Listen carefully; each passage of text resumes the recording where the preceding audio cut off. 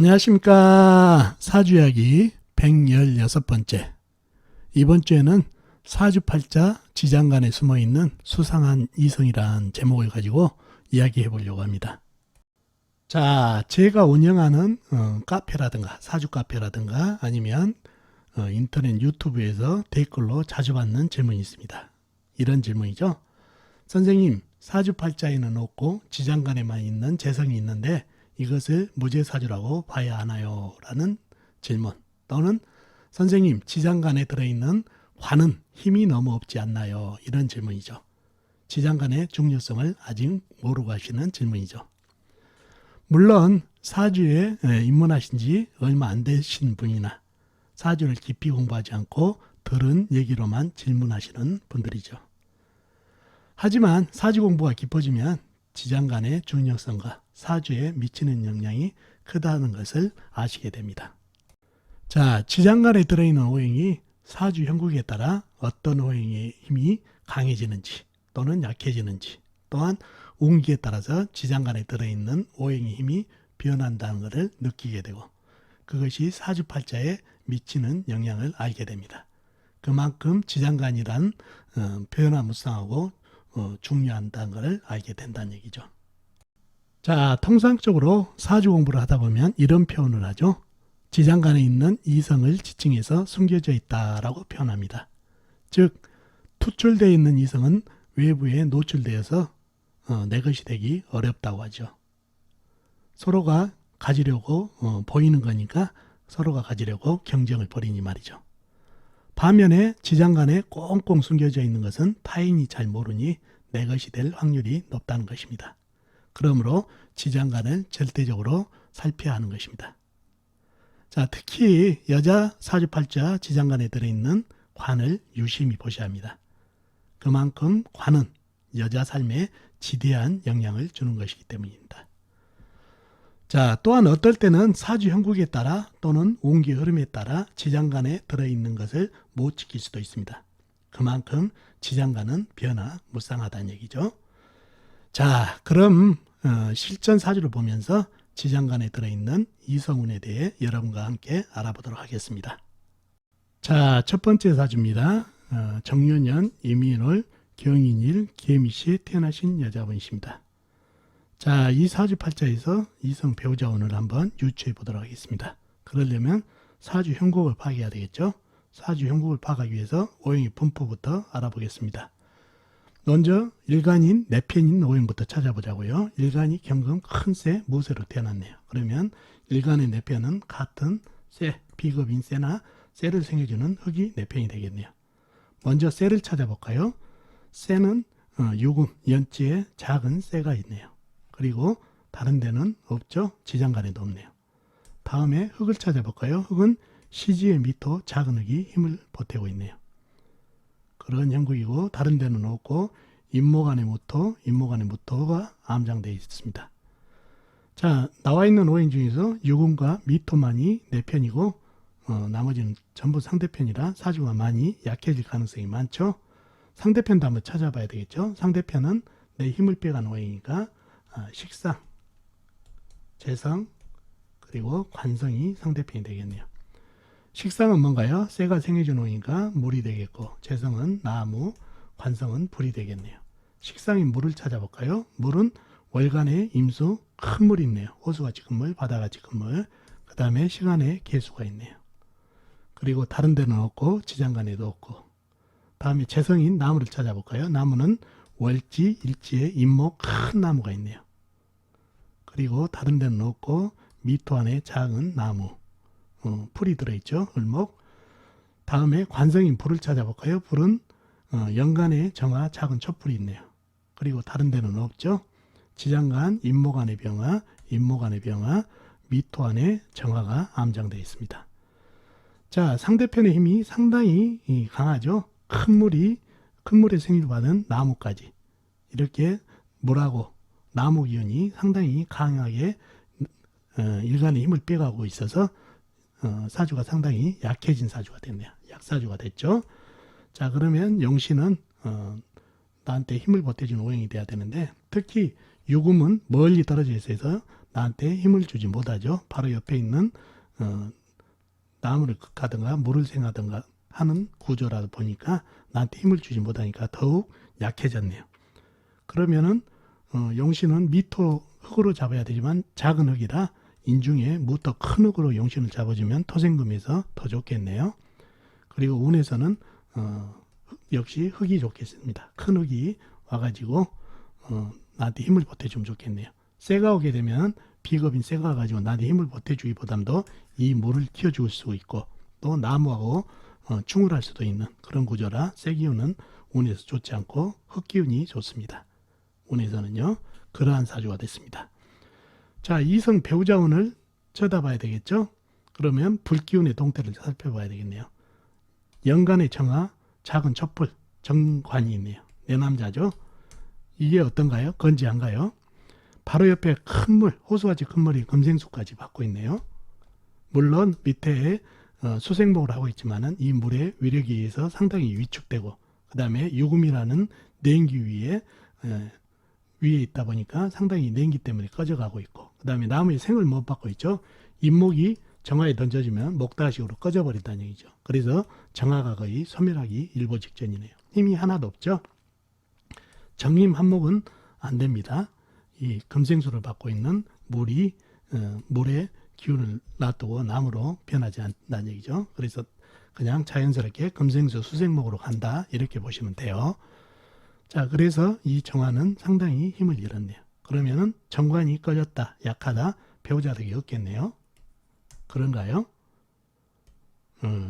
이렇게 괜히 노출돼 가지고 힘을 잃어버리니까 바로 투출됐다 해서 좋을 일은 아니란 얘기예요. 운에서라도 개수라도 오면 한 방에 꺼져버릴 정도로 약한 정화죠. 배우자란 얘기예요. 그래서 배우자덕이 약하다라고 했는데 웬걸 보니까 지장간에 보니까 임모간의 병화, 일지 임모간의 병화, 미토안의 정화가 암장되어 있습니다. 이게 건지한지 보자고요. 위에서 큰 물이 수생목으로 해주고 있다는 얘기예요. 근데 이 나무들이 이 물을 갖다가 잘 받아내고 있어서 이 병화, 지장간 안에 있는 불이 상당히 건지하게 잘 버티고 있대요. 그러니 상당히 불기운이 힘을 가지고 있어서 이 사주는 정화는 비록 꺼졌지만은 병화가 암장되어 있는 지장간에 있는 불로 인해서 배우자력이 없는 사주가 아닙니다. 그래서 배우자운이 건지한 사주팔자가 됐네요. 그래서 비록 투출되어 있는 불은 꺼졌지만은 지장간에 있는 불들이 온전하게 잘 보존되어 있어서 이성 배우자운이 좋아진 그런 사주팔자가 됐습니다. 자, 두 번째 사주입니다. 경신년 무인월 김희일 무진시에 태어나신 여자분이십니다. 자, 이 사주에서도 이성 배우자운을 한번 가늠해 보도록 하겠습니다. 자, 그러기 위해서는 사주 형국을 파악해야 되겠죠. 사주 형국을 파악하기 위해서는 오행 분포부터 알아보겠습니다. 먼저 일간인 내편인 오행부터 찾아보자고요. 일간이 기토 작은 흙으로 태어났네요. 자, 흙의 내편은 비겁인 같은 흙이나 아니면 흙을 생해주는 인성인 불이 내편이 되겠네요. 먼저 흙을 찾아볼까요? 비겁인. 자, 월간의 무토 큰 흙 광활한 대지가 나한테 힘을 보태고 있네요. 그리고 일지의 미토 작은 흙도 나한테 힘을 보태고 있고요. 그 다음에 시간의 무토 역시 광활한 대지 큰 흙이 나한테 힘을 보태고 있네요. 그리고 시지의 진토 역시 큰 흙으로서 나한테 힘을 보태고 있네요. 상당히 비겁 기운이 큰 흙 작은 흙에서 힘을 많이 발휘하고 있는 것 같죠. 자, 그리고 다른 데는 없고 신금안의 무토, 이목안의 무토가 암장되어 있습니다. 지장간에. 다음에 인성인 불을 찾아볼까요? 불은 사주팔자에 아무리 봐도 없죠. 지장간, 임목안의 병화, 그 다음에 미토안의 정화가 암장되어 있는 정도입니다. 내편은 비겁, 무토, 미토, 진토가 내편이 되겠네요. 자, 상대편도 한번 찾아봐야 되겠죠. 상대편은 내 힘을 빼가는 오행이니까 식상, 재성, 그리고 관성이 내 힘을 빼가는 상대편이 되겠네요. 먼저 식상부터 찾아볼까요? 식상은 흙이 생해준 오행이니까 쇠가 되겠죠. 쇠가 어디가 있나요? 연간의 경금 큰 쇠, 연지의 신금 역시 큰 쇠, 연주의 경금과 신금 큰 쇠가 위치해 있네요. 그리고 다른 데는 없죠. 지장간에도 없고. 자, 재성은 뭔가요? 재성은 물이죠. 물은 어디가 있나요? 사주팔자에 나와 있는 건 전혀 없네요. 지장간, 신금 안에 임수, 진토 안에 계수가 암장되어 있습니다. 다음에 관성을 찾아볼까요? 관성이 뭔가요? 관성은 나무죠.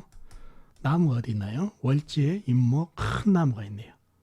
그리고 다른 데는 없죠. 지장간, 미토 안에 을목, 진토 안에 을목, 작은 풀이 들어 있습니다.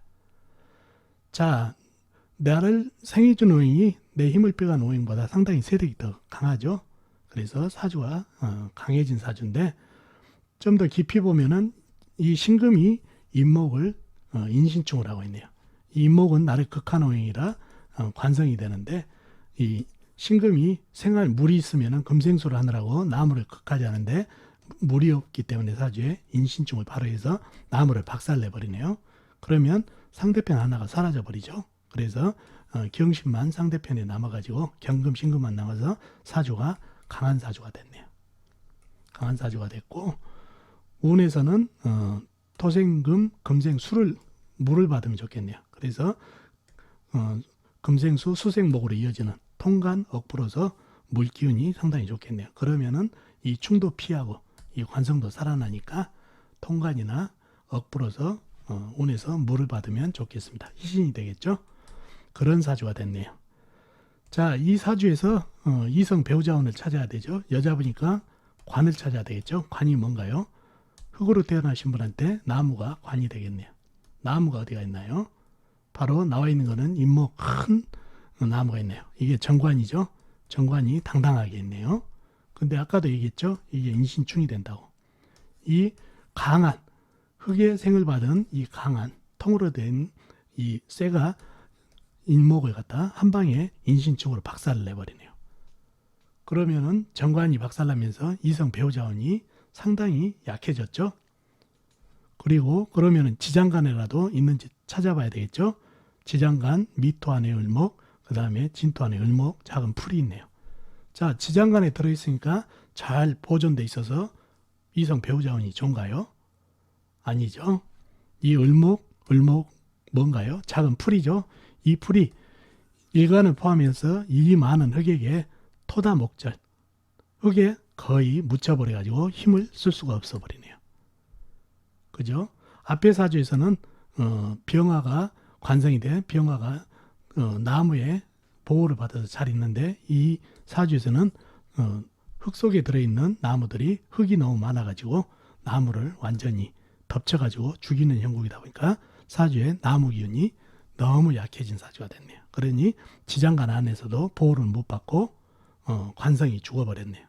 그러니 이성 배우자운이 너무 약한 사주가 됐네요. 그래서 지장간에만 들어있다고 해서 무조건 보호받는 게 아니라 사주 이렇게 형국에 따라서도 이렇게 지장간에 있는 오행이 힘을 잃는다는 걸 아시면 좋겠어요. 그래서 이 사주에서는 나무가 하나는 인신적으로 깨지고 하나는 지장간에 있는 을목들은 이 많은 흙에 묻혀가지고 힘을 전혀 쓰지 못하고 죽어버린 그런 형국이다 보니까 이성 배우자운이 너무 약한 사주가 됐습니다. 자, 거기에다가 이성 배우자운을 약하게 하는 살들이 너무 많죠. 그죠? 자, 먼저 미토가 뭔가요? 바로 부성인묘죠. 부성인묘. 나무가 묘고에 들어갔죠. 나무가 관성인데 부성인묘가 됐고 그 다음에 미토가 또 뭔가요? 상부살이죠. 그죠? 그리고 기미가 뭔가요? 간여지동. 난리가 났네요. 이러한 기운 때문에 관성이 박살났고 흙에 묻히고 힘이 없는데 이러한 살기운까지 힘을 못 대니까 이 사주는 이성 배우자옥이 너무 없는 사주가 됐네요. 자, 이 앞에 사주하고 이 사주가 다른 점이 바로 그겁니다. 지장간에 있다 하더라도 사주 형국에 따라서 지장간에 들어있더라도 보호를 못 받는 경우도 있다는 것을 보여주기 위해서 이 사주를 가져왔습니다. 아셨죠? 자, 마지막 사주입니다. 신축년 무술월 임오일 신의 시에 태어나신 남자분이시네요. 자, 이 사주에서도 이성 배우자운을 한번 가늠해 보도록 하겠습니다. 자, 그러려면 사주의 형국을 파악하기 위해서 오행의 분포부터 알아보자고요. 먼저 일간인 내 편부터 찾아보겠습니다. 자, 일간이 임수 큰 물로 태어났죠. 호수같이 큰 물, 바다같이 큰 물. 내 편은 비겁인 같은 물이나 아니면 물을 생해주는 세기운, 인성이 내 편이 되겠네요. 먼저 같은 물을 찾아볼까요? 물은 비겁인 물은 시제 해수 큰 물이 역시 나한테 힘을 보태고 있네요. 그리고 다른 데는 없죠. 축중의 개수가 암장되어 있는 정도입니다. 자, 다음에 쇠를 한번 찾아볼까요? 쇠는 연간의 신금 작은 쇠 조각이 있죠. 그 다음에 시간의 신금 역시 작은 쇠가 있네요. 그리고 다른 데는 없고 축토지장간의 신금, 술토지장간의 신금이 암장되어 있네요. 자, 네 편이 나와 있는 것은 조그마한 쇠 신금 연지하고 시지에 있고 그 다음에 시지에 해수 큰 물이 네 편을 들고 있네요. 자, 상대편도 한번 찾아볼까요? 상대편은 내 힘을 빼가는 오이니까 식상, 재성, 관성이 상대편이 되겠네요. 먼저 식상을 찾아볼까요? 식상은 물이 생해준 오이니까 나무, 그 다음에 재성은 불, 그 다음에 관성은 흙이 되겠네요. 식상이 나무를 찾아볼까요? 나무는 나와 있는 건 전혀 없죠. 해 중에 간목이 암장되어 있는 정도입니다. 다음에 재성인 불을 찾아볼까요? 불은 일지의 오화 작은 촛불이 있네요. 그리고 다른 데는 없고 술토지장간에 정화가 암장되어 있네요. 다음에 관성인 흙을 찾아볼까요? 흙은 연지의 축토, 그 다음에 월간의 무토 큰흙 광활한 대지, 그 다음에 월지의 술토 큰흙 광활한 대지가 있네요. 그리고 다른 데는 없고 지장간 오한의 기토, 그 다음에 해중의 무토가 암장되어 있습니다. 상대편이 상당히 큰 흙으로 구성된 무토, 술토가 기운이 강하죠. 그래서 좀 약해질 가능성이 있는데 좀 더 깊이 들어볼까요? 자, 내 편인 쇠를 먼저 찾아볼까요? 쇠가 하는 일이 보면은 이 시간에 있는 신금은 어떤 일을 하고 있나요? 금생수를 하고 있나요? 아니죠. 임수, 해수가 호수같이 큰 물인데 이 작은 쇠 조각으로 금생수 하다가 오히려 수다금침이 돼버렸네요. 그래서 힘을 전혀 발휘하지 못하네요. 그리고 연간에 있는 신금은 어떤가요?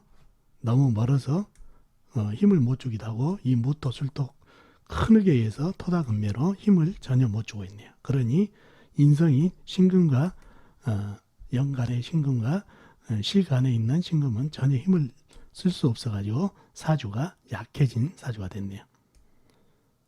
그래서 이 사주는 용신은 해수가 되겠죠. 해수를 가려보면 사주가 완전 기우뚱하죠. 그리고 운기에서 희신에서는 큰 쇠가 와야 되겠죠. 큰 쇠. 그래야 이 강한 흙들을 갖다가 토생금, 금생수로 해가지고 흙을 설기시키고 쇠가 설기시키고 쇠가 또 물을 생하는 통관 억풀어서 쇠 기운이 희신으로 가장 좋은 운이 되겠습니다. 자, 이러한 사주팔자가 됐네요. 이분은 남자분이니까는 재성을 봐야 되겠죠. 재성이 어디 있나요? 재성이 바로 불이죠. 불은 일지에 오화가 있네요. 그리고 다른 데는 술토 안에 정화가 암장되어 있습니다. 자, 이럴 경우에는 나와 있는 표출되어 있는 재성이 바로 부인이 되겠고 이 술토 지장간에 암장되어 있는 것은 숨겨놓은 여자로 볼 수가 있겠네요. 그죠? 자, 나와 있는 오화를 한번 보자고요. 재성을. 위에서는 호수같이 큰 물 임수가 쏟아지고 있고 옆에서는 해수 역시 호수같이 큰 물이 흘러내리다 보니까 이 오화는 어떻게 되나요? 거의 소멸하죠. 거의 힘을 잃었네요.